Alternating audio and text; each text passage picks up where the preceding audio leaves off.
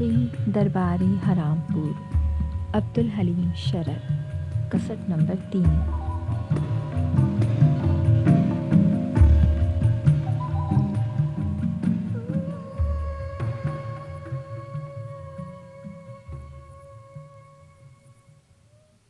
Doctor کے یہ الفاظ سن کے فوراً سیکرٹری صاحب کمرے کے باہر نکل آئے اور بندی کو اشارے سے بلایا، اور جیسے ہی وہ قریب آئی کہا، یہ واقعہ کیا ہوا؟ میں نے تو کچھ سنا ہی نہیں۔ بندی نے ساری کیفیت اول سے آخر تک بیان کی اور آخر میں رو رو کے کہنے لگی، کیا کہوں، وہاں تو مجھے اور سعادت کو بھی سرکار کے خلاف باتیں خود ان کے حکم سے بیان کرنا پڑی۔ سیکرٹری، آخر یہ مولوی سعد اللہ کہاں سے پیدا ہو گئے؟ جتنے لوگ نواب صاحب کے ساتھ جنوں کی عدالت میں گئے تھے ان میں سے کوئی نہیں بچا، اور میں نے سنا کہ تمام لوگ جو اس مقدمے میں اسیر تھے سب قتل کر ڈالے گئے۔ سعد اللہ ان کے ہاتھ سے بچ کر کیوں کر نکل آیا؟ بندی، تو انہیں زندہ کون کہتا ہے؟ میں تو کہتی ہوں کہ وہ بھوت ہو گئے، اور یہی خود ان کا بھی بیان تھا۔ سیکرٹری، ہوا کرے، میں تو کروڑ برس تک نہ مانوں گا کہ سعد اللہ زندہ موجود ہے۔ اس میں نواب صاحب تم کو دھوکا ہوا ہے۔ کوئی اور شخص ہوگا جو سعد اللہ بن گیا ہے، اور جو دھوکا نہیں ہوا تو پھر جانو کہ سعد اللہ زندہ ہے۔ مگر میں پوچھتا ہوں، نواب صاحب کو وہاں جانے کی ضرورت ہی کیا تھی؟ اتنے میں ڈاکٹر نے باہر آ کے کہا، فوراً سیکرٹری کون ہے؟ نواب صاحب اسے بلاتا ہے۔ اتنا سنتے ہی یہ بزرگ پیر مرد لپک کے اندر پہنچے اور نواب صاحب سے 4 آنکھیں ہوتے ہی آداب بجا لائے۔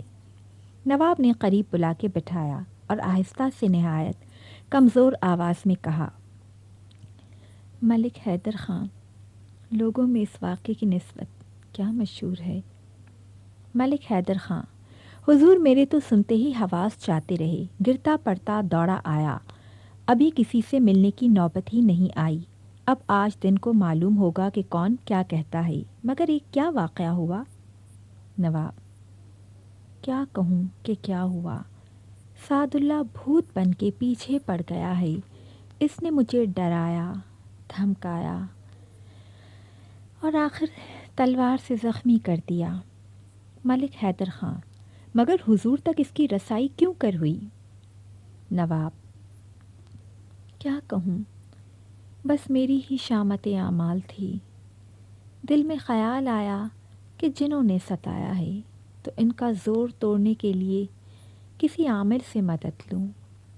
ایک بڑے عامل کا نام سنا، لوگوں نے اس کے عمل کی بے انتہا تعریف کی۔ بے سوچے سمجھے دوڑا گیا اور آخر میں کھلا کہ وہ عامل یہی سعد اللہ تھا۔ ملک حیدر خان، اس سے تو معلوم ہوتا ہے کہ سعد اللہ زندہ ہے۔ نواب، زندہ ہرگز نہیں، وہ خود کہتا تھا کہ صرف مجھے ستانے کے لیے عالم آخرت سے دنیا میں چلا آیا۔ اس کے علاوہ اس کی صورت و حالت بھی زندہ دل کی سی نہ تھی۔ مجھے تو یقین ہے کہ وہ مرنے کے بعد شیطان بن گیا ہے۔ ملک حیدر خان، مگر حضور تو کبھی بھوت پریت کے قائل نہ تھے۔ نواب، ہاں، پہلے نہیں قائل تھا، مگر اب قائل ہوں۔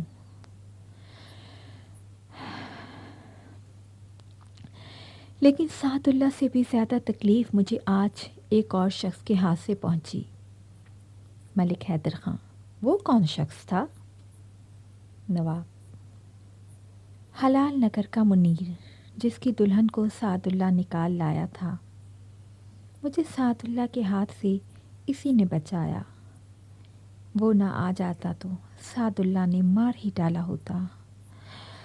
ہاں، مجھے وہ نہ بچاتا، دنیا کا کوئی شخص ہوتا مگر وہ نہ ہوتا۔ ملک حیدر خان، ایسی باتوں کا حضور خیال نہ فرمایا کریں۔ اگر اتفاق سے وہاں منیر آ گیا تو حضور کی سبکی ہونے کی کیا وجہ؟ مگر میں پوچھتا ہوں، منیر وہاں پہنچ کیوں کر گیا؟ نواب، اپنے گاؤں پساواں سے بہت سے آدمیوں کے ساتھ واپس آ رہا تھا۔ اس کی آہٹ پاتے ہی سعد اللہ نے گھبرا کر مجھ پر 2 تلواریں ماری اور غائب ہو گیا۔ ملک حیدر خان، خیر ہوگا، حضور پریشان نہ ہوں، ہم اب ان سب سے ایک نہ ایک دن سمجھ لیں گے۔ بڑی خیریت یہ ہوئی کہ حضور صحیح و سالم اپنے گھر پہنچ گئے اور جیسے گئے تھے ویسے ہی آ گئے۔ زخم تو زیادہ اندیشہ ناک نہیں ہے۔ نواب: یہ تو ڈاکٹر بتا سکتے ہیں، مگر سنتا ہوں کہ کوئی خوف کی بات نہیں، جلدی اچھا ہو جاؤں گا۔ ملک حیدر خان: شکر، لاکھ لاکھ شکر، مگر حضور مجھے اس معاملے میں کچھ فی الحال معلوم ہوتی ہے۔ میرا خیال ہے کہ سعد اللہ زندہ موجود ہے، بغیر اس کے یہ امر ممکن نہ تھا، اور کیا عجب کہ محمد منیر سے اس سے سازش کی ہو۔ اجازت ہو تو میں اس کی خفیہ تحقیقات کروں۔ نواب: اگر تمہارا یہ خیال ہے تو ضرور تحقیقات کرو، مگر پتہ لگنا دشوار ہے۔ ملک حیدر خان: میں تو کسی نہ کسی طرح پتہ لگاؤں گا۔ نواب: بہتر، اگر تم نے سعد اللہ کا پتہ لگا لیا اور اسے کسی تدبیر سے حرام پور میں لے آئے تو سمجھوں گا کہ تم سے زیادہ کارگزار شخص میری ریاست میں نہیں ہے، لیکن ایک اور بات کا بھی پتہ لگانا ہے اور اس میں بھی تمہاری کارگزاری کا امتحان لوں گا۔ ملک حیدر خان: حضور ارشاد فرمائیں، غلام کوئی بات نہ اٹھا رکھے گا۔ نواب: اجی تم تو دلربا کو جانتے ہی ہو، جو چند روز ہوئے حمام سے بھاگ گئی تھی۔ ملک حیدر خان: بخوبی، میری تو وہ نواسی ہی ہے، میں نہ پہچانوں گا؟ حضور حکم ارشاد فرمائیں۔ نواب: وہ یہاں سے یکایک غائب ہو گئی اور کہیں پتہ نہ تھا، مگر آج مجھے معلوم ہوتا ہے لکھنؤ میں ہے اور مجھے بدنام کر رہی ہے۔ اگرچہ جانتا ہوں کہ اس کی آواز اعلیٰ حکام تک نہیں پہنچ سکتی، رہا ہندوستانیوں میں بدنام ہونا، اس کی مجھے پرواہ نہیں، اور ہزاروں آدمیوں نے بدنام کر کے میرا کیا بگاڑ لیا جو دلربا بگاڑے گی؟ لیکن مجھے اس کا ضرور ملال ہے کہ وہ میرے ہاتھوں سے نکل گئی، اور اس پر غضب یہ کہ لکھنؤ میں اپنی نسبت ڈھونڈ رہی ہے۔ یہ مجھے کسی طرح گوارا نہیں ہو سکتا کہ خاندان کی لڑکی غیروں میں جائے، اس لیے اول تو تم پتہ لگاؤ کہ وہ وہاں کہاں پر ہے، کن فکروں میں ہے، کیا کرنا چاہتی ہے، اور کہیں سے شادی کا سلام و پیام تو نہیں۔ دوسرے کوئی ایسی تدبیر کرو کہ وہ یہاں پر آ جائے، پھر میں سمجھ لوں گا۔ ملک حیدر خان: حضور کے اقبال سے یہ سب حکم پورے ہوں گے، آپ اطمینان رکھیں، اور جب تک زخم مندمل نہ ہو جائے ان فکروں سے دور رہیں۔ نواب: بس اب تم جاؤ اور لوگوں سے میری خیریت بیان کرو تاکہ شہر میں میری نسبت خوفناک خبریں نہ اڑیں۔ جو کوئی پوچھے کہہ دینا کہ شکار کو گئے تھے، خفیف سی چوٹ آ گئی ہے۔ مصاحبوں اور اہل دربار کو بھی خبر کر دو کہ میں کل سب سے ملوں گا۔ تیسرا باب، جشن صحت۔ رات کی 10 بج چکے ہیں اور حرام پور کا جشن طرب مزے پر آیا ہے۔ یوں تو یہاں روز ہی جشن منائے جاتے ہیں، مگر آج کا جشن خاص شان رکھتا ہے۔ تمام معززین ریاست نواب کی خوشی میں شریک ہونے کے لیے بلائے گئے ہیں، اس لیے کہ آج نواب صاحب نے غسل صحت فرمایا ہے، اور سعد اللہ کی تلوار کے نشان تو قیامت تک نہ مٹ سکیں گے۔ مگر زخم اچھے ہو گئے، اتباع ڈاکٹر اور تیماردار خلت و انعام سے سرفراز کیے گئے، اور اہل دربار نے نظریں پیش کی۔ دربار کے ان تمام نمائشی امور سے فراغت ہونے کے بعد عام لوگ اٹھ گئے، صرف وہ بے تکلف رفقا مصاحبین باقی رہ گئے جن سے حجاب نہیں، اور صحبت ہمارے نواب صاحب کے مذاق رنگ پر آئی ہے۔ نواب صاحب جنہوں کی عدالت سے سزایاب ہونے کے بعد کچھ تو خوف کی وجہ سے اور کچھ افکار و ترددات کے باعث اس وقت تک اپنے فحش مظالم سے رکے رہے تھے، دل میں سوچتے تھے کہ پہلے اپنا بدلہ لے لوں، پھر اطمینان کے ساتھ اپنے مشاغل جاری اور اپنے شوق پورے کروں گا۔ اب آج رنگ صحبت اور احباب کی بے تکلفیوں نے ایسا کدکدایا کہ تھوڑی ہی دیر میں اپنے اصلی رنگ پر آ گئی۔ ایک یورشین حسینہ جو نئے فارن سیکرٹری ملک حیدر خان کے حسن کارگزاری سے آپ ہنسی ہے، نواب صاحب کے پہلو میں بیٹھی ہوئی ہے، اور اس کے رخساروں کی شمع اگر نزاکت و تازگی میں پھولوں کو مات کرتی ہیں تو ان کی روشنی اعلیٰ درجے کی 100 بتیوں کے لیمپوں کو مات کر رہی ہے، مگر اس کا خوبصورت گورا چہرہ تمتمایا ہوا نظر آتا ہے، جس کی وجہ یہ ہے کہ نواب صاحب تمام لوگوں کے سامنے جوش میں آ کے بار بار اسے گود میں بٹھا لیتے ہیں، اور بلا لحاظ اس کے دیکھنے والے کیا کہتے ہوں گے بار بار اس کے لبے شیریں کے بوسے لینے لگتے ہیں۔ نواب کی یہ بے حیائی کی حرکت اسے ناگوار گزرتی ہے۔ کبھی شرم و ندامت سے اس کے نازک چہرے کی رنگت سفید سے ارغوانی ہو جاتی ہے، اور کبھی پیارے دل فریب چہرے سے غصے کی تمتماہٹ نمودار ہونے لگتی ہے۔ سامنے لالن نام ایک ناچنے والی مجرا کر رہی ہے۔ جب وہ گت بڑھتی ہوئی قریب آئی تو نواب صاحب نے بڑھ کے اس کا ہاتھ پکڑ کھینچ کے اپنی گود میں بٹھا لیا، اور اس کے ساتھ بھی وہی فحش اخلاق برتنے لگے جو دیر سے اس یورشین محجبین کے ساتھ مخصوص تھا۔ اسی اثنا میں نواب صاحب کو حکیم صاحب کا یہ کہنا یاد آیا کہ حسینوں سے بے تکلفیاں برتنا، شرم و حجاب کا پردہ اٹھا دینا اور فحش سے فحش منظروں کو دیکھنا آپ کے لیے مہیج و آپ کے مرض کا مناسب ترین علاج ہے۔ اس خیال نے اور جرأت دلائی، اور یکایک دونوں عورتیں یعنی اس یورشین و اس بازاری ناچنے والی کو دونوں ہاتھوں سے کھینچ کے دونوں طرف لپٹا لیا، کبھی ادھر منہ پھیر کے اس کے منہ پر منہ رکھ دیتے اور کبھی ادھر منہ کر کے اس کے لبے لالی کو چوم لیتے۔ خیر نواب صاحب تو ان حرکتوں سے اپنے لا علاج مرض کا علاج کر رہے تھے، مگر اس یورشین نازنین کے نازک طبیعت اختیار سے باہر ہوتی جا رہی تھی۔ خصوصاً رقابت کا ناقابل برداشت جوش اسے آپے سے باہر کیے دیتا تھا۔ بہت دیر تک وہ اپنے جوش کو دل میں دباتی رہی اور خیال کرتی رہی کہ ایک صاحب حکومت فرما روا کی بد تہذیبیوں، بےہودگیوں اور بے اعتدالیوں کو جہاں تک بنے برداشت کرنا چاہیے۔ لیکن آخر نہ رہا گیا، جبین ناز پر شکن پڑ گئی، چہرہ سرخ ہو گیا، آنکھوں میں خون اتر آیا۔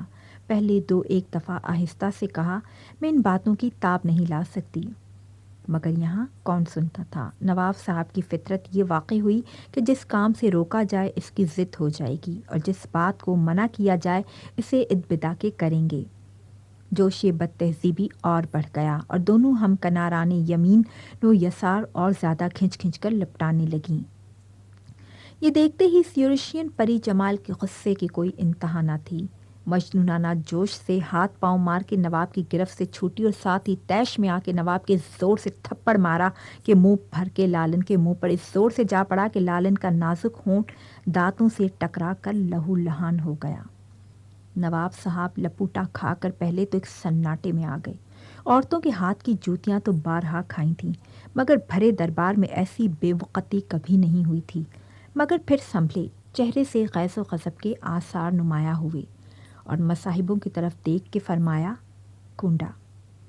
اس اشارے کے ساتھ ہی چاروں طرف سے لوگ اس غیور حسینہ کی آبرو ریزی کے لیے جھپٹے۔ نتیجہ یہ ہوا کہ وہ فحشانہ حملوں کا نشانہ بنتے بنتے بے ہوش ہو گئی، مگر اس پر بھی اس کی جان نہ بچی۔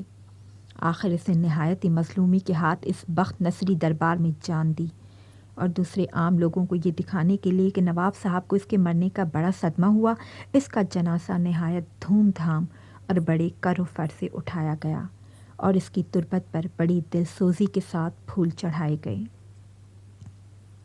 لیکن خرابی یہ ہوئی کہ اس بے شرمی کے اختلاس سے جو علاج تجویز کیا گیا تھا اس میں کامیابی ہونا تو درکنار اس واقعے کے باعث اور ضرر پہنچ گیا۔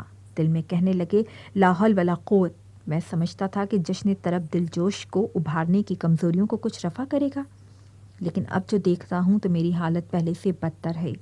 روز نئی پریشانیاں پیدا ہوئی ہیں اور کوئی بات نہیں بن پڑتی۔ عامل کی جستجو کا جو خوفناک انجام ہوا، ظاہر ہے لوگ سمجھتے ہیں کہ سعد اللہ مرا نہیں زندہ ہے، اور اس نے جو کچھ بیان کیا وہ مکر و فریب ہے۔ خدا کرے یہ سچ ہو اور سعد اللہ مجھے مل جائے۔ اس کے ملتے ہی امید ہے کہ ساری شکایتیں جاتی رہیں گی، لیکن یہ تو جب ہوگا۔ اس وقت میں اس کی کیا تدبیر کروں کہ میری ناکارگی تشت از بام ہوئی جاتی ہے، اور میں اپنے محل کی عورتوں کی نظر میں ذلیل و خوار ہونے کے علاوہ ساری دنیا کی نظر میں بے عزت ہوا جاتا ہوں۔ اس بدنامی سے بچنے کی ایک تدبیر ذہن میں آتی ہے، اگرچہ ہے وہ ایک لغ اور بیہودہ فعل، مگر لوگوں کا خیال ہٹ جائے گا اور دنیا میں ایک ایسا دل لگی کا کرشمہ ظاہر ہوگا کہ سب کو بجائے میری ناکاری کے مجھ میں اعلیٰ درجے کی قوت ہونے کا یقین ہو جائے گا۔ ہاں، بس یہی تدبیر ٹھیک ہے۔ یہ کہہ کر دربار برخاست کیا اور چند مخصوصین بارگاہ کے ساتھ بیٹھ کے فحش شاعری، گالی گلوچ اور دھول دھپے میں مشغول ہو گئے۔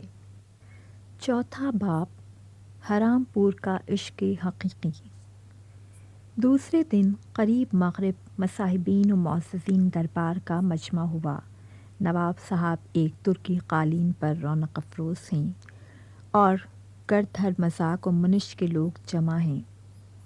نواب صاحب نے ادھر ادھر کی چند باتوں اور دو ایک کو سرفراز اور ایک دو کو مقہور و مغصوب کرنے کے بعد ڈاکٹر عبدالرحمن صاحب کی طرف توجہ کی، جو ابھی چند روز ہوئے ملازمت میں داخل ہوئے تھے اور نواب کی مسند کے پاس ہی داہنی طرف تمکنت و وقار سے دو زانو بیٹھے ہوئے تھے۔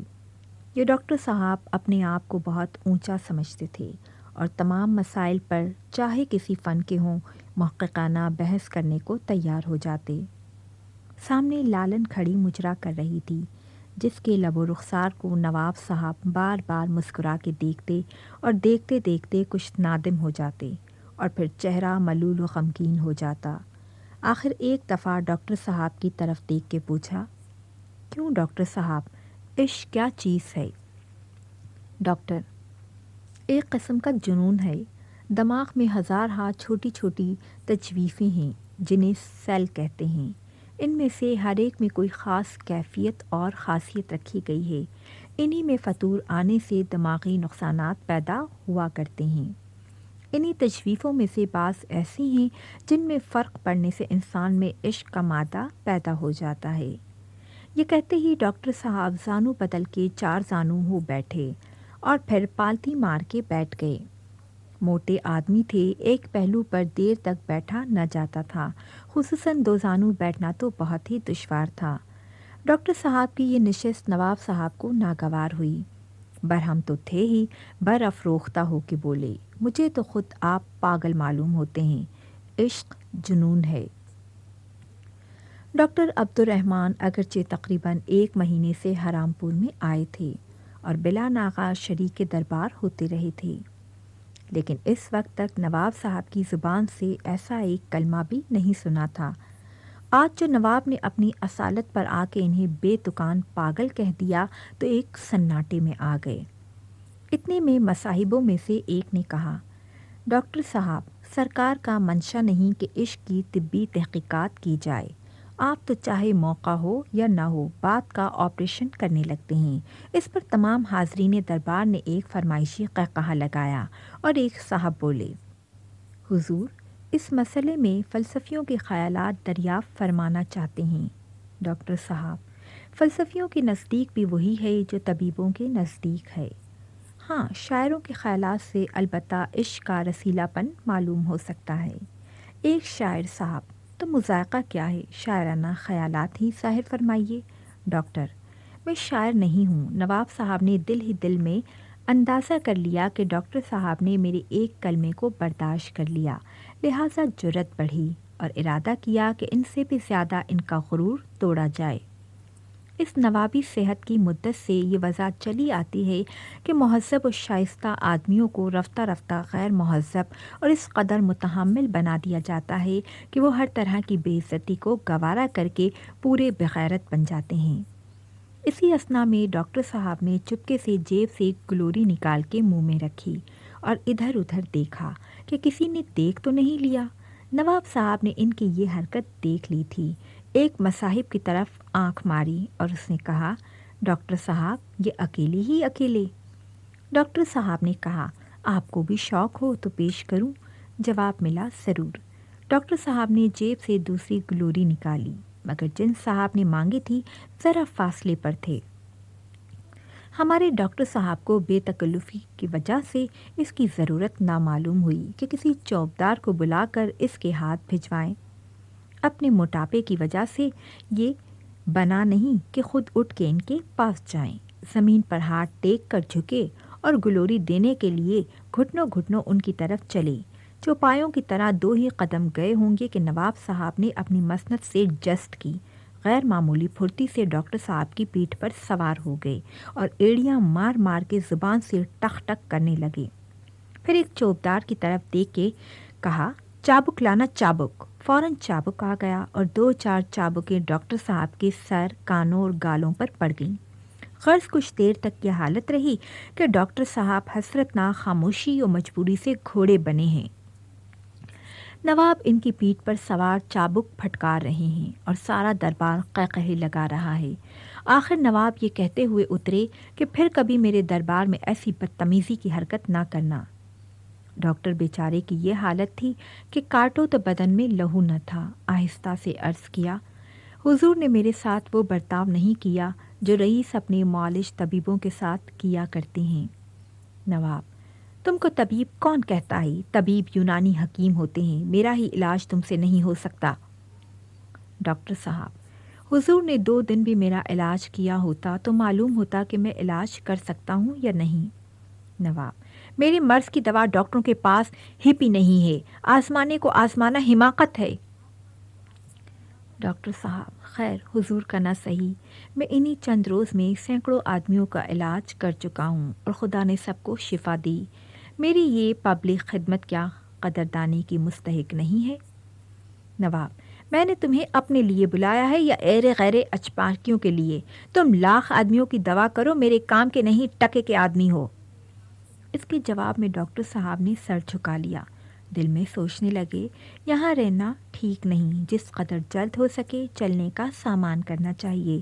ادھر نواب صاحب نے دل میں کہا، ڈاکٹر اتنی کھابدہ ہے تو اس سے زیادہ برداشت کر لے جائے گا۔ اب مناسب یہ ہے کہ اس وقت تھوڑی سی استمالت اور اشوئی بھی کر دی جائے۔ یکایک ایک ٹھٹھا مار کے مصاحبوں سے کہا، بھائی ڈاکٹر صاحب خفا ہو گئے، خبردار اب کوئی کچھ کہے۔ پھر ڈاکٹر صاحب کی طرف متوجہ ہو کے فرمایا، یہ تو بے تکلفی اور دل لگی کی باتیں ہیں، ان کا برا ماننا ہی کیا؟ مجھے تکلیف اور چناچے سی نفرت ہے۔ میں صاف آدمی ہوں اور چاہتا ہوں کہ میری صحبت میں جتنے لوگ رہیں سب سے بے تکلفی رہے۔ ڈاکٹر صاحب نے اس کا کچھ جواب نہ دیا تو تمام مصاحبین پیچھے پڑ گئے اور سبھوں نے قصور معاف کرا کے قسمیں دلانا شروع کیں اور یہاں تک مجبور کیا کہ ڈاکٹر صاحب کو صاف دلی کا اظہار و اقرار کرنا پڑا۔ اس وقت معمر سن رسیدہ فورن سیکرٹری ملک حیدر خان نواب کے قریب کھڑے تھے۔ اگرچہ رشتے میں نانا ہوتے ہیں مگر بے تکلفی کی صحبت میں ان سے دھول دھپا ہوا کرتا تھا اور کبھی ان کی لنگی کھلوا دی جاتی۔ نواب نے لپک کر ان کا کان پکڑ لیا اور فرمایا، تم نے بہت باتوں کے وعدے کیے تھے مگر آج تک پوری ایک بھی نہ ہوئی۔ ملک حیدر خان، غلام غافل نہیں ہے، کارروائی کر رہا ہے اور عنقریب کیفیت عرض کرے گا، لیکن اس وقت ایک خاص بات عرض کرنی ہے۔ نواب، کون سی بات؟ کیا اکیلے میں کہنے کی ہے؟ سب کو ہٹا دوں؟ یہ کہتے ہی کان کھینچ کے ان کا سر اپنے قریب کر لیا۔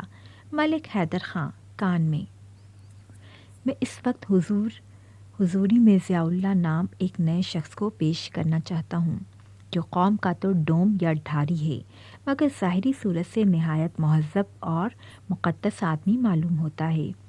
اس کے ساتھ انتہا درجے کا بامذاق اور لطیفہ گو ہے۔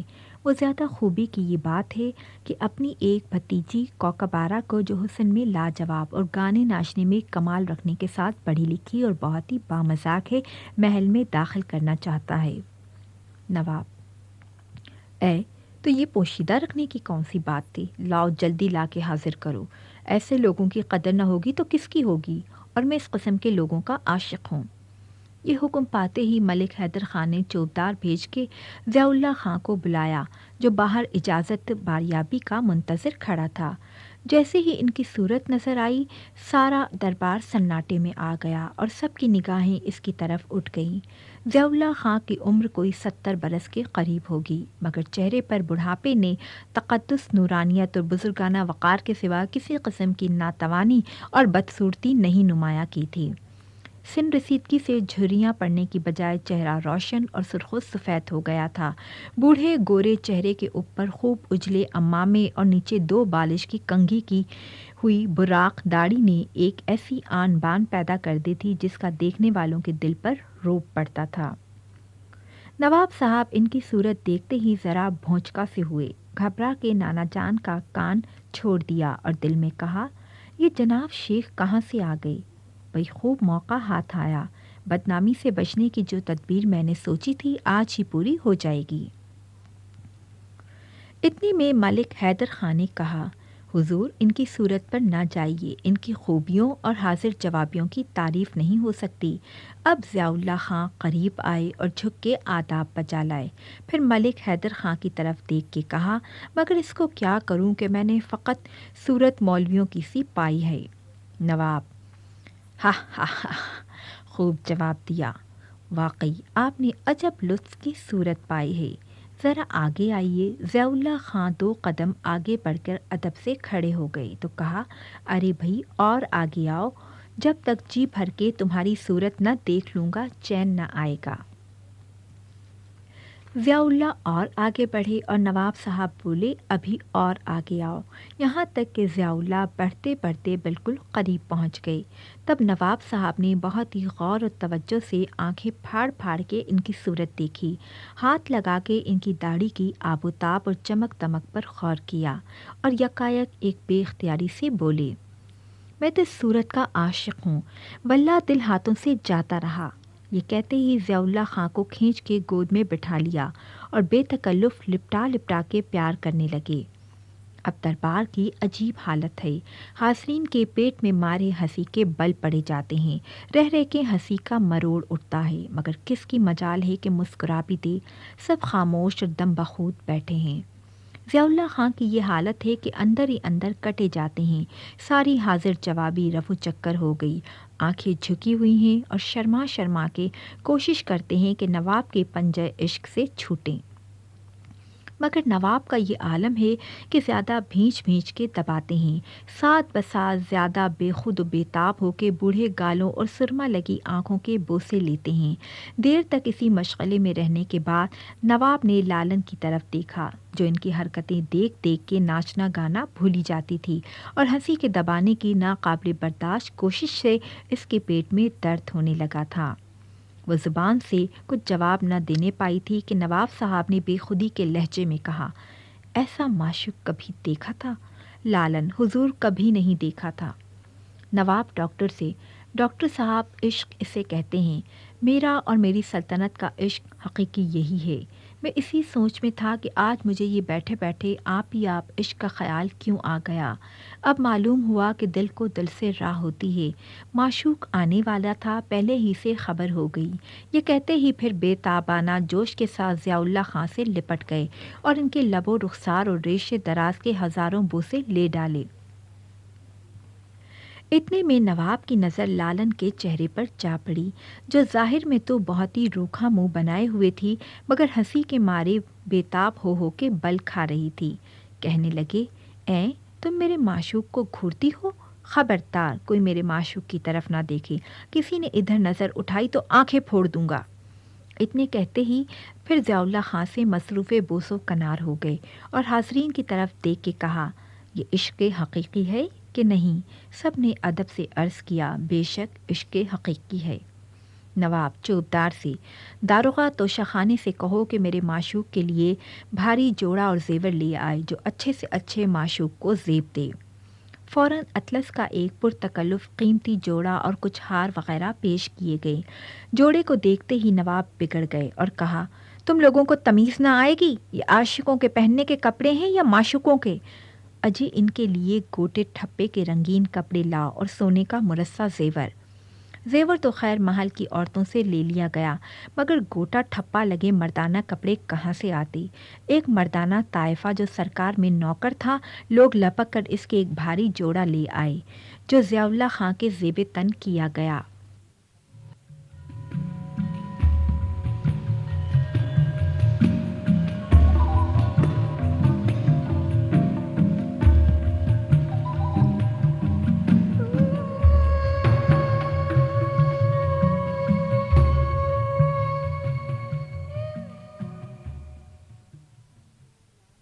کامدار لال مندیل سر پر پہنائی گئی، اطلس کا پاجامہ جس کی گوٹ پر بنت ٹنگی تھی، اور زرد اطلس کے کرتے پر پھولدار سرخ اطلس کا انگرکھا جس میں گوٹ پر لچکا تھا، پہنائے گئے۔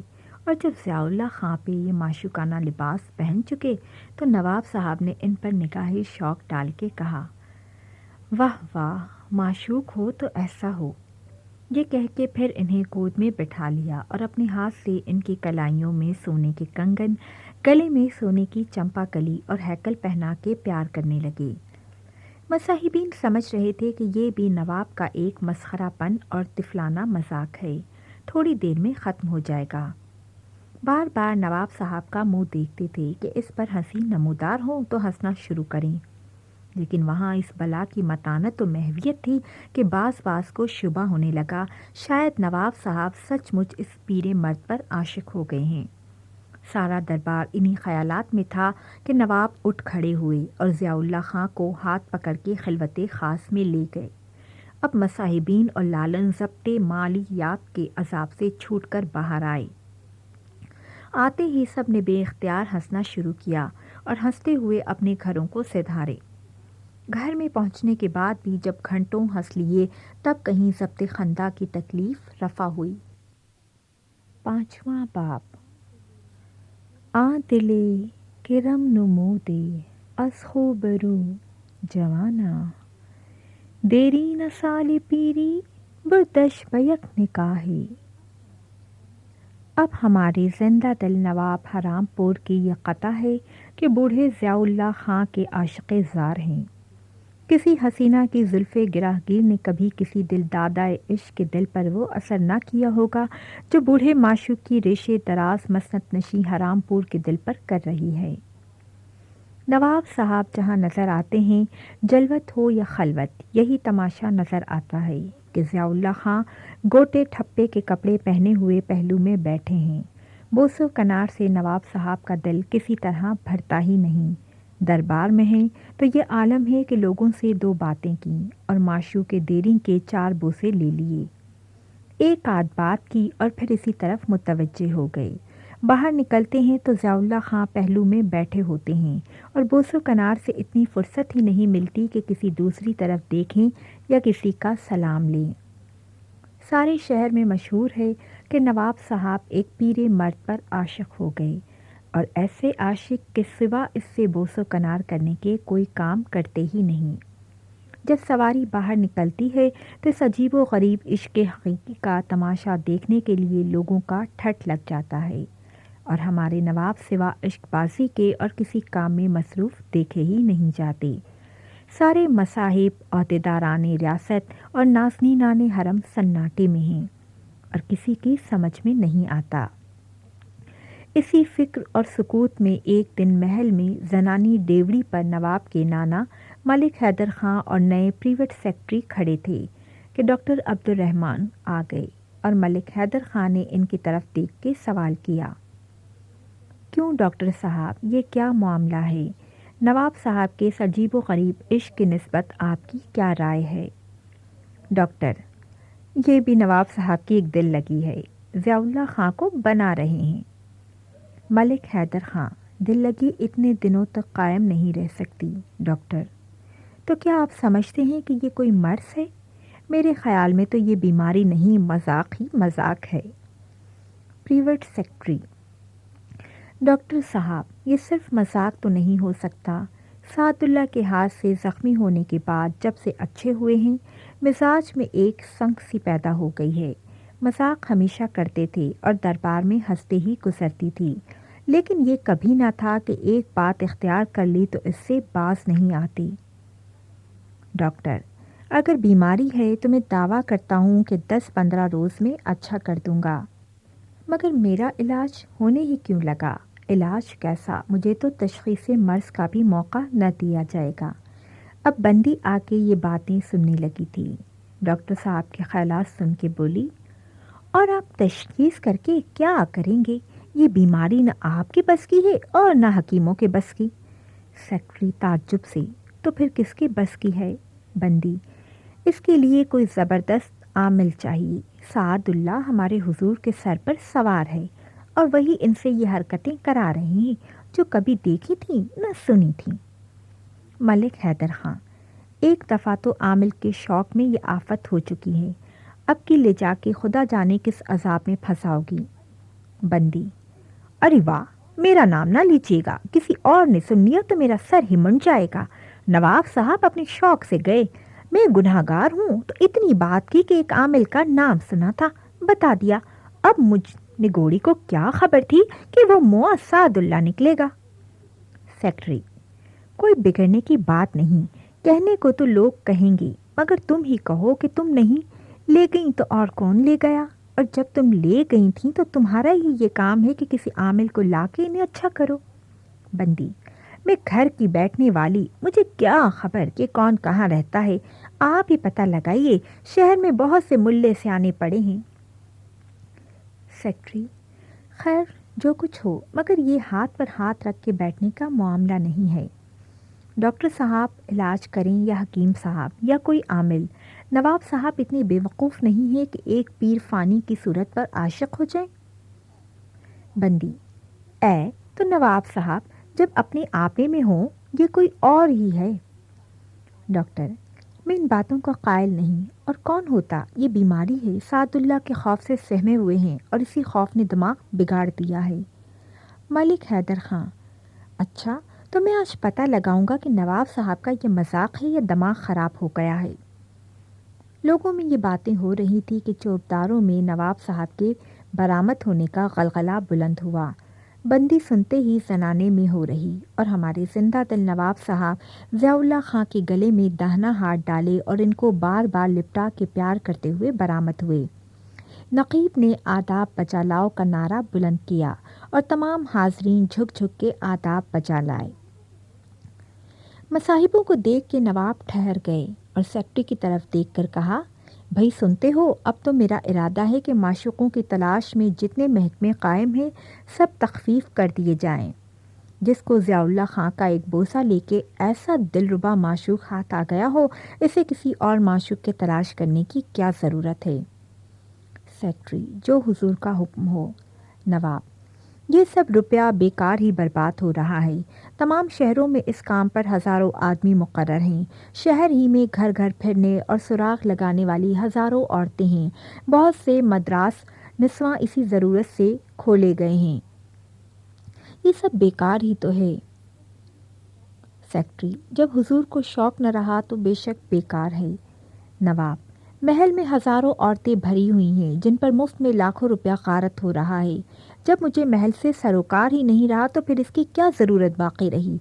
اب ارادہ ہے کہ ان سب عورتوں کو طلاق دے کے نکال دوں، مجھے تو بس اپنا یہ معشوق چاہیے۔ یہ کہا اور ضیاء اللہ خان سے پھر اختلاط شروع ہو گیا۔ ان سب باتوں کو سن کے اور سب تو خاموش ہو رہے، مگر ملک حیدر خان نے دل میں کہا: یہ تو برا ہوا، نواب صاحب کے دل سے اگر یہ شوق جاتا رہا تو پھر محل میں خاک اڑنے لگے گی، ہزاروں زن و مرد کی روزی میں فرق آئے گا، اور میں تو موقوف رکھا ہی ہوں۔ میرے خیال میں تو نواب صاحب کو اس آفت سے بچانا ثواب کا کام ہے۔ کوئی امر چاہے کیسا ہی برا ہو، اس سے چاہے کیسے ہی خراب نتیجے پیدا ہوتے ہوں، اگر اس میں خلق خدا کا نقصان ہو تو اسے جہاں تک بنے مٹانا ہی چاہیے، اور میرے عقیدے میں تو خدا اور رسول اکرم صلی اللہ علیہ وآلہ وسلم کی خوشنودی بھی اسی میں ہے۔ لیکن کیا کیا جائے، اور سب سے بڑی بدنامی کی یہ بات ہے کہ مجھ ہی کمبخت نے لا کے اس متبرک صورت والے داڑھی باز کو ملایا تھا۔ اندر باہر تمام لوگ میری ہی جان کو روئیں گے اور مجھے کو پانی پی پی کے کوسیں گے۔ اصل تو یہ ہے کہ اگر میں نے یہ آفت پیدا کی ہے تو اس کا مٹانا بھی میرا ہی کام ہے۔ ضیاء اللہ کہیں الگ ملتا تو میں اسے سمجھا دیتا، اور اسی کے ذریعے سے اس آفت کو دور کرتا۔ مگر قیامت تو یہ ہے کہ دن ہو یا رات، نواب اسے کسی وقت چھوڑتے ہی نہیں۔ بات کیسی، اس سے اشارہ کرنے کا بھی تو موقع نہیں ملتا، اس کی بھی جان عذاب میں ہے۔ ایک طرف تو اس ذلت و رسوائی سے دل ہی دل میں کٹا جاتا ہے کہ اس بڑھاپے میں نواب صاحب کا معشوق بنا اور سب لوگوں کو دکھا دکھا کے اس کی عزت لی جاتی ہے۔ اس کے علاوہ جس وقت یہاں آیا تھا وہ گھڑی ہے، اور آج کی گھڑی نہ اپنے گھر جانے پایا ہے، نہ اپنا کوئی کام کرنے کی مہلت ملی ہے، نہ بیوی بچوں سے ملا ہے، نہ دوستوں کی صورت دیکھی ہے۔ وہ تو خود ہی چاہتا ہوگا کہ کسی طرح اس عذاب سے چھوٹے۔ اچھا خیر دیکھو، میں کوشش کرتا ہوں، چاہے کچھ ہو جائے میں اپنی سی کر لوں گا۔ دل میں منصوبہ ٹھہراتے ہی 2 قدم بڑھے اور ادب سے عرض کیا، جان کی امان پاؤں تو 2 باتیں عرض کروں۔ نواب، ضروری باتیں ہیں؟ ملک حیدر خان، حضور، ضروری اور نہایت ضروری۔ نواب، اور راز کی؟ ملک حیدر، نہایت ہی راز کی، ایسی راز کی باتیں کہ حضور حکم بھی دیں تو غلام انہیں کسی اور کے سامنے نہ عرض کرے گا۔ نواب، تو بھائی مجھ سے اپنے معشوق جان نواز کی مفارقت تو ناگوارا کی جائے گی، سب باتیں ہو سکتی ہیں، مگر ہجر کا ایک لمحہ برداشت کرنے کی بھی مجھ میں تاب نہیں۔ ملک حیدر، تو پھر غلام عرض ہی نہ کرے گا، لیکن حضور کو یہ معلوم رہے کہ وہ بہت ضروری اور اہم باتیں ہیں، اور تاخیر میں اندیشہ ہے کہ حضور ناراض نہ ہوں۔ نواب، تو تم میرے اس معشوق دل نواز کے سامنے ہی کیوں نہیں کہہ دیتے؟ اس سے میرا کون سا راز چھپا ہے؟ ملک حیدر، اس بارے میں تو غلام حضور کا کہا نہ مانے گا۔ آخر مجبور اور عاجز ہو کے نواب نے ضیاء اللہ خان کو لپٹ کے خوب پیار کیا، پھر اس سے ایک گھڑی کے لیے رخصت ہو کے الگ کمرے میں گئے اور فرمایا، جو کچھ کہنا ہو جلدی کہو۔ ملک حیدر، ان ضروری باتوں کے عرض کرنے سے پہلے حضور سے غلام یہ پوچھنا چاہتا ہے کہ حضور کو ضیاء اللہ کے ساتھ سچ مچ عشق ہے یا یہ حضور مذاق کر رہے ہیں؟ نواب، مذاق کیسا، میں سچ مچ عاشق ہوں۔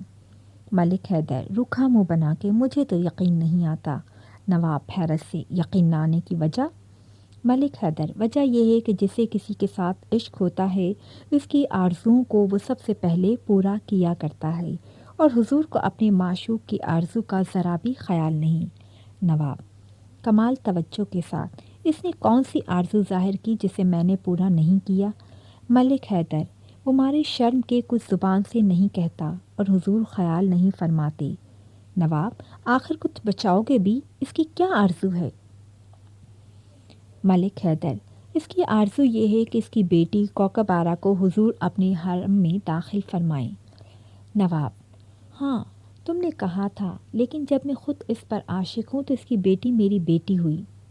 ملک حیدر، ہوا کرے، یہ تو پرانے لوگوں اور مولویوں کی باتیں ہیں، بادشاہ اور امیر ایسے مسئلوں کا کبھی خیال نہیں کرتے، اور ہماری سرکار میں تو کبھی اس کی پرواہ ہی نہیں کی گئی۔ جب 20 ایسے واقعے موجود ہیں تو ضیاء اللہ نہ کہیں گے کہ اس مسئلے کا خیال اور کبھی نہ کیا گیا؟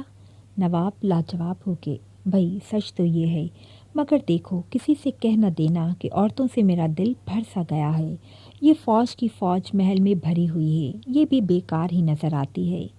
ملک حیدر، تو کیا یہ باہر کی آمد اور روزانہ نئی بھرتی کا جو سلسلہ جاری ہے بند کر دیا جائے گا؟ نواب، جی تو یہی چاہتا ہے، مگر نہیں، میں نے اپنی وضع بدلی تو حلال نگر کے بعض دشمنوں کے بہکانے سے میری رعایا بھی کہنے لگے گی کہ میں ان لوگوں سے دب گیا، یا جو مشہور ہو رہا ہے کہ میں بیکار ہو گیا ہوں۔ سچ ہے، ایسا خیال ہرگز نہ پیدا ہونا چاہیے۔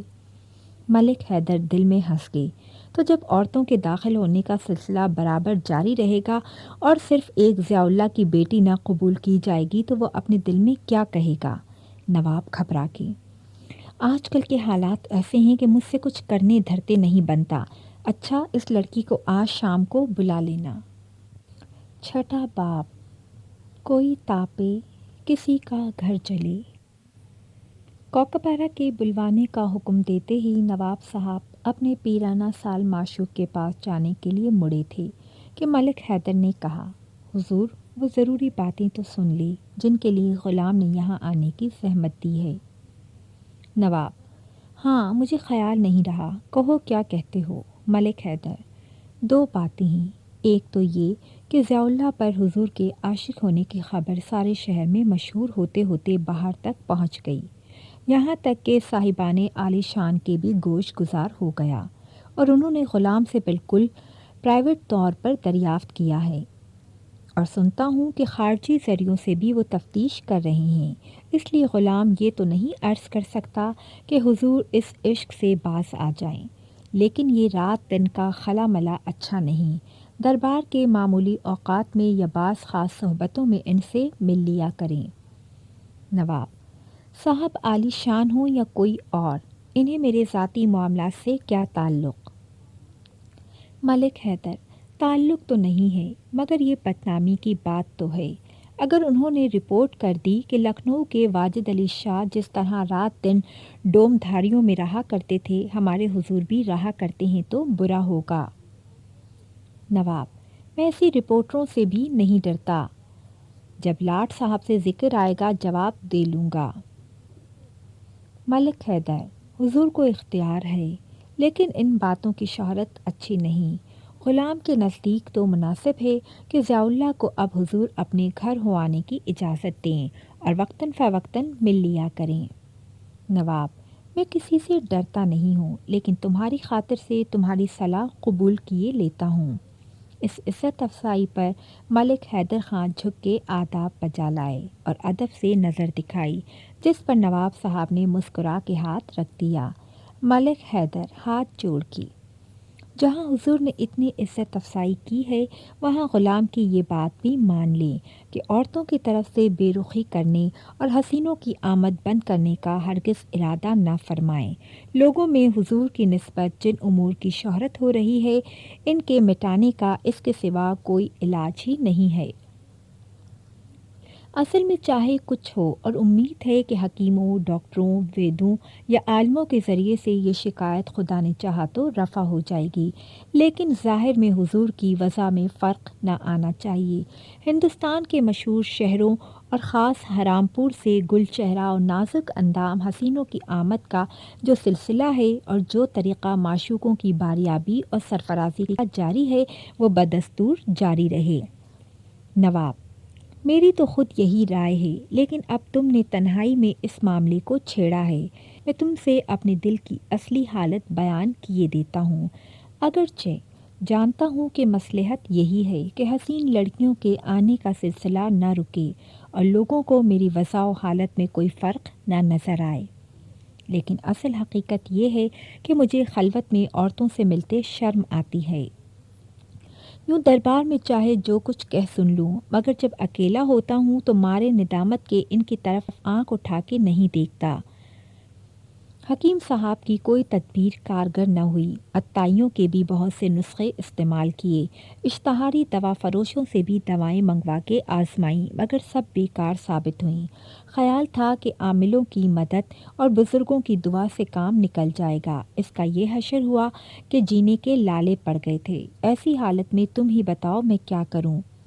عورتوں کی صحبت سے دور رہنے کا ایک بہانہ پیدا کرنے ہی کے لیے میں ایک پیر ہفتہ دستالہ کا عاشق بن گیا، تاکہ لوگ سمجھے عورتوں کی طرف سے بے رخی کرنے کا سبب کوئی مرض یا کسی قسم کی کمزوری نہیں، بلکہ خاص قسم کا مجنونانہ جوش ہے، ورنہ کیا میں سمجھتا نہیں کہ یہ ایک طرح کی بےہودگی ہے؟ ملک حیدر: غلام کا خود یہی خیال تھا کہ حضور نے اپنے اس عجیب و غریب عشق کے ذریعے سے صحبت میں ایک طرح کی زندہ دلی و خوش مزاقی پیدا کر دی ہے، لیکن ایسی باتوں کو محل کے اندر یا فقط دربار خاص تک محدود رہنا چاہیے۔ دربار عام میں یا اس وقت جب سڑکوں پر سواری گزر رہی ہو، ضیاء اللہ سے اختلاط کرنا تو ٹھیک نہیں معلوم ہوتا۔ نواب: اس میں میری یہ مصلحت ہے کہ عوام الناس کو بھی معلوم ہو جائے کہ میں عشق کی دنیا میں ناکارہ نہیں، مجنوں ہوں۔ ملک حیدر: یہ فائدہ تو حاصل ہو گیا، لیکن برابر اسی مشغلے کا جاری رہنا لوگوں میں زیادہ برے خیالات پیدا کر دے گا۔ نواب: اچھا تو تم کیا چاہتے ہو؟ ملک حیدر: غلام بس اس قدر چاہتا ہے کہ حسینوں کی طرف سرکار کی جو توجہ اول سے تھی، ظاہر میں بدستور قائم رہے۔ نواب: تو میں نے کب یہ حکم دیا کہ یہ سلسلہ بند کیا جائے؟ محل میں عورتوں کی آمد اس وقت تک برابر جاری ہے، رہا یہ کہ میرا ارادہ اس کے روکنے یا کم کرنے کا تھا، تو اب کہتا ہوں کہ تمہارے کہنے کے بموجب نہ روکوں گا۔ ملک حیدر: اسی قدر نہیں، فی الحال 2-4 ایسے واقع ہوں کہ لوگ سمجھے حضور استقلال کے ساتھ حسن کی قدردانی فرما رہے ہیں۔ نواب: خیر، تو اس کے لیے جو کہو کرنے کو تیار ہوں۔ ملک حیدر: اول تو حضور ضیاء اللہ کی بیٹی کوکب آرا کے ساتھ قاعدے کے ساتھ شادی کریں، دھوم دھام سے دولہا بن کے جائیں اور تس کو احتشام سے بہلائیں۔ بازار میں بارات نکلے گی، حضور دولہا بنے اور صحرا باندھے ہوئے ہاتھی پر سوار نظر آئیں گے، تو لوگوں کے دل سے یہ خیال دور ہوگا کہ حضور کی قوت میں کسی قسم کا فرق آیا ہے۔ نواب: مجھے خوشی سے منظور ہے، مگر 2 شرطیں ہیں۔ ایک تو یہ کہ کوکب آرا کو آج ہی دن کو بلا کر مجھے دکھا دو، اور دوسرے میں دولہا بنوں گا، بارات لے جاؤں گا اور سب باتیں کروں گا، مگر شرعی نکاح نہ پڑھواؤں گا۔ ملک حیدر: کوئی مضائقہ نہیں، نکاح ہو یا نہ ہو، حضور دولہا بن کے رخصت کرا لائیں تاکہ عوام الناس کے خلاف ان کے جو خیالات ہیں درست ہوں۔ رہا کوکب آرا کا آنا، تو اس حکم کی تعمیل اسی وقت ہو جائے گی۔ حضور ضیاء اللہ کو اتنی دیر کے لیے چھوڑ دیں کہ میرے ساتھ جا کے بیٹی کو سوار کر لائے۔ نواب منصور: کچھ اور بھی کہنا ہے؟ ملک حیدر: ایک بات اور ہے، جس غرض کے لیے غلام نے یہ شادی تجویز کی ہے، اس کے واسطے اتنا ہی کافی نہیں ہے، پبلک کو اطمینان دلانے کے لیے اسی قسم کا کوئی اور واقعہ بھی ہونا چاہیے۔ نواب: جو کچھ تم نے سوچا ہو بیان کرو۔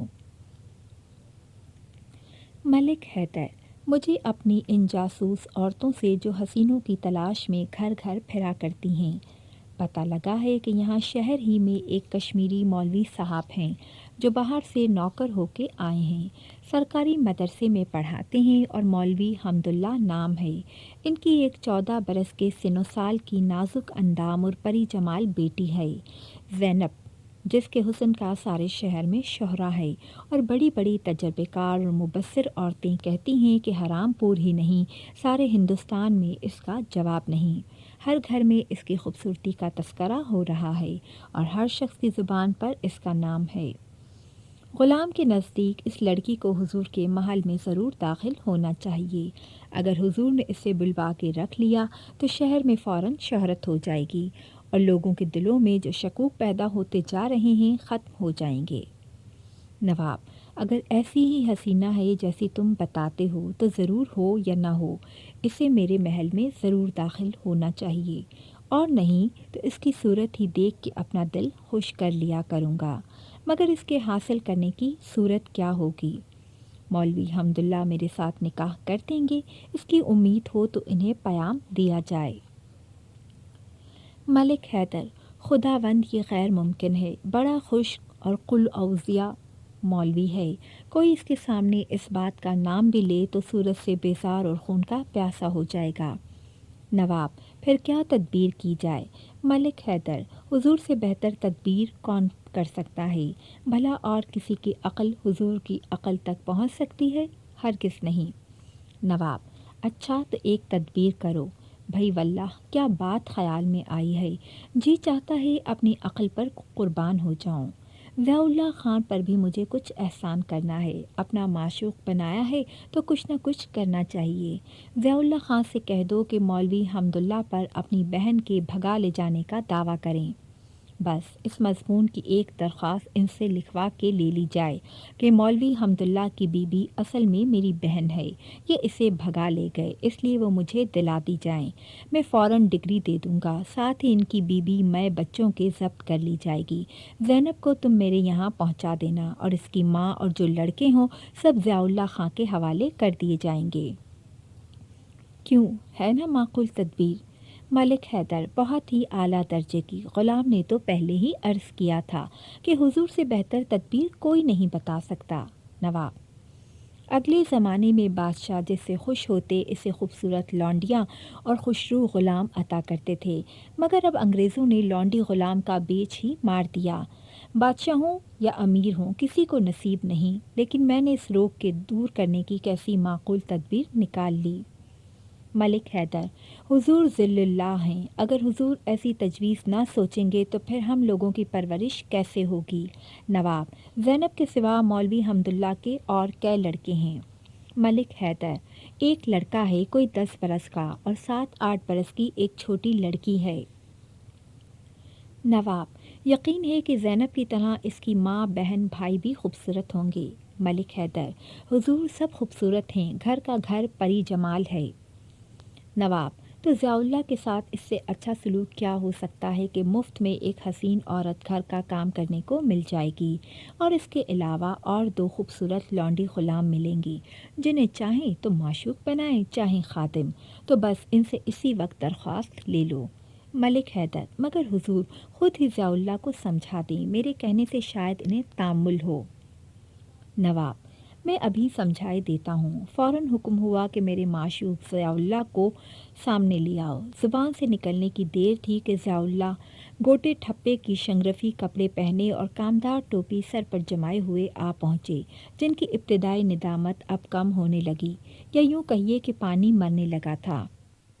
نواب صاحب نے صورت دیکھتے ہی پہلے تو حسب عادت اختلاط کیا، 2-4 بوسے لیے، پھر کہا: میں آج تمہیں ایک ساتھ 2 سرفرازیاں عطا کرنا چاہتا ہوں۔ ضیاء اللہ سن کے خوشی کے ساتھ شکر گزاری کا آداب بجا لائے، اور نواب صاحب نے پھر سلسلہ کلام شروع کیا۔ پہلی سرفرازی تو یہ ہے کہ تمہاری بیٹی کوکبارہ کو آج ہی میں اپنا محل بناؤں گا، اور صرف معمولی طور پر نہیں بلکہ دولہا بن کے اور صحرا باندھ کے پورے جلوس کے ساتھ بارات لے کے آؤں گا، اور دلہن بنا کے بیاہ لے جاؤں گا۔ تم خوش ہوئے؟ ضیاء اللہ: بہت ہی خوش، اس سے بڑی سرفرازی کیا ہو سکتی ہے؟ نواب: اور اس کے عوض میں تمہیں ایک بہت ہی خوبصورت حسینہ اور جمیلہ لونڈی کام کرنے کو، اور ایک پری ذات غلام لونڈی جو ابھی بہت کم سن ہے اس لیے عنایت کروں گا کہ چاہو انہیں معشوق بناؤ، چاہے لونڈی غلام سمجھو۔ ضیاء اللہ: اس ذرا نوازی اور پرورش کا شکریہ غلام کی زبان سے ادا نہیں ہو سکتا۔ پھر ایک اشرفی جیب سے نکال کے نظر دکھائی۔ نواب صاحب نے نظر پر ہاتھ رکھ دیا اور ضیاء اللہ کو سمجھانے کے لیے الگ ہٹا لے گئے۔ ملک حیدر خان کو زیادہ انتظار نہیں کرنا پڑا کہ نواب صاحب نے واپس آ کے کہا: میں نے انہیں سمجھا دیا ہے، لہٰذا ان سے اسی وقت درخواست لے کے مجھ سے حکم لکھوا لو، پھر اسی وقت جا کے بارات کا سامان شروع کر دو۔ ان دونوں حکموں کی تعمیل آج ہی ہو جائے۔ ضیاء اللہ خان بھی شادی کے بندوبست کے لیے گھر جانا چاہتے ہیں۔ ضیاء اللہ سے: مگر دیکھو جلدی آنا، تم جانتے ہو کہ مجھے تم سے کیسا عشق ہے، تمہارے فراق کی گھڑیاں خدا جانے کس تکلیف اور عذاب میں کٹیں گی۔ یہ کہتے ہی نواب صاحب عام مصاحبوں کے دربار میں چلے گئے، اور ملک حیدر خان نے ضیاء اللہ خان کی طرف سے اس مضمون کی درخواست لکھوائی کہ مولوی حمداللہ کی بیوی اصل میں میری بہن ہے، جسے مولوی حمداللہ 18 سال ہوئے بھگا لے گئے تھے، اور ایسے غائب ہوئے کہ ہم لوگوں کو بالکل خبر نہ تھی کہ کہاں ہیں۔ اس کا شوہر اسی غم اور کوفت میں مر گیا۔ اب مدت کے بعد مولوی صاحب میری بہن کو لے کے واپس آئے ہیں اور حرام پور میں موجود ہیں، لہٰذا سرکار کی عدالت گستری سے امیدوار ہوں کہ میری بہن میں اپنی اولاد کے مجھے ان سے دلوا دی جائے، تاکہ اپنی داد پا کے سرکار کے لیے ترقی، دولت و اقبال کی دعا کروں۔ اس درخواست پر ضیاء اللہ خان نے اپنے ہاتھ سے نشانی بنا دی، اور اس کے نیچے ملک حیدر نے تصدیق کر دی کہ یہ دستخط خود مدعی کے ہیں۔ دستخط کرتے وقت ضیاء اللہ خان نے چپکے سے کہا: مجھے دستخط کرتے ڈر معلوم ہوتا ہے، سرکار کے حکم سے دستخط تو کیے دیتا ہوں، مگر کچھ بتائے بھی کہ یہ مولوی حمداللہ کون صاحب ہیں اور ان کا کیا قصور ہے؟ ملک حیدر: مولوی حمداللہ کا قصہ ہی کیا، ایک مولوی ہے جو مدرسے میں لڑکے پڑھاتا ہے اور پڑھانے کے بہانے خوبصورت لڑکوں کے ساتھ عشق بازی کیا کرتا ہے۔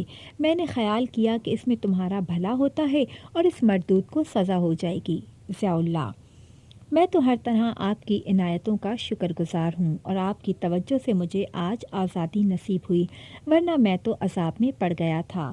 ملک حیدر چپکے سے: اب تو تمہیں مجھ سے شکایت نہیں رہی۔ چند روز کوکبارہ میرے یہاں آئی تو تم نے تقاضا شروع کیا کہ نکاح کیجیے، نہیں تو حضور سے دعویٰ کروں گا۔ اب دیکھو میں نے کیسی خوبصورتی سے اسے سرکار کے محل میں پہنچا دیا اور کس خوبی کے ساتھ سرکار بہانے کو آئیں گے۔